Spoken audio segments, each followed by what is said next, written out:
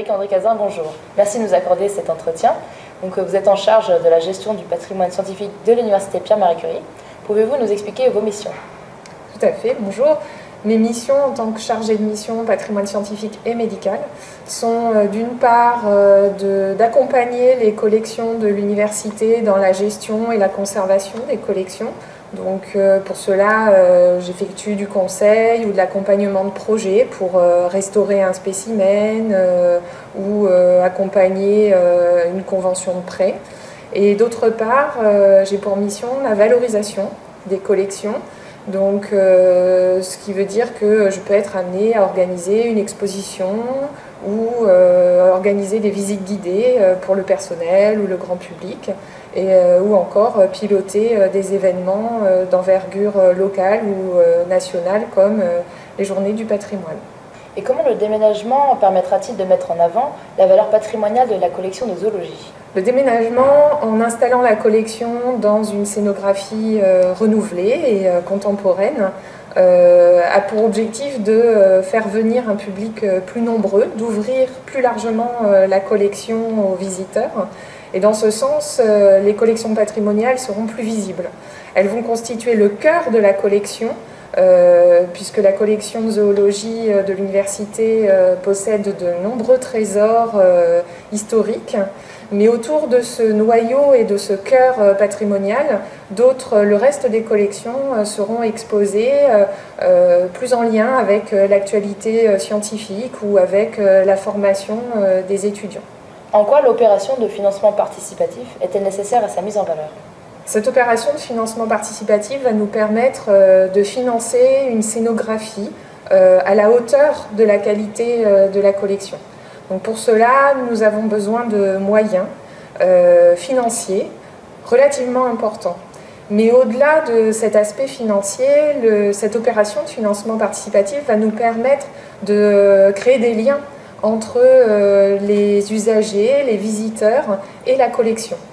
Notre objectif est de faire connaître la collection et puis aussi surtout de permettre aux étudiants ou à la communauté universitaire ou même au grand public de s'approprier un peu cette collection, de faire que les visiteurs et la collection auront une histoire ensemble à travers le financement que chacun pourra avoir fait.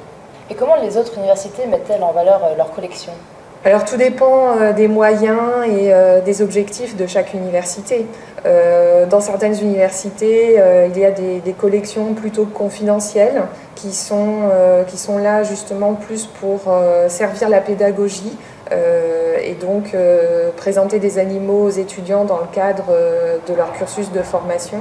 Mais il y a aussi des universités qui présentent leur collection de zoologie dans des musées universitaires, ouverts plus largement au grand public, parfois avec d'autres collections, comme des collections des minéraux ou de collections d'anatomie, dans un esprit vraiment universaliste et très ouvert à la société.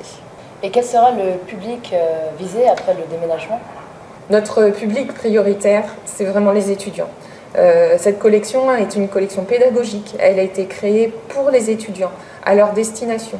Donc elle est utilisée depuis toujours, depuis l'origine, pour les étudiants. Et notre objectif est vraiment d'impliquer les étudiants dans cette collection, de faire en sorte qu'ils aient envie d'y venir régulièrement, qu'ils aient envie de s'impliquer en nous proposant des projets d'exposition ou des projets de médiation au sein de la collection. Mais plus largement, nous avons aussi envie que d'autres publics viennent dans la collection, que ce soit nos collègues de l'université, le personnel administratif ou scientifique, ou encore les visiteurs extérieurs à l'université. Et cette opération de financement participatif, je pense, va nous aider aussi à faire connaître la collection au grand public. Y a-t-il des événements ou des expositions temporaires qui seront prévus pour augmenter l'attractivité de la nouvelle collection?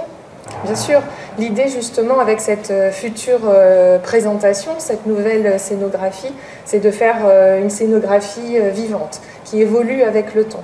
Le noyau dur sera toujours le patrimoine, mais la présentation et les expositions vont varier avec le temps pour justement toujours être en lien avec l'actualité de la recherche ou l'actualité de la formation. D'accord. Moi, je vous remercie beaucoup pour cet entretien. Je vous en prie.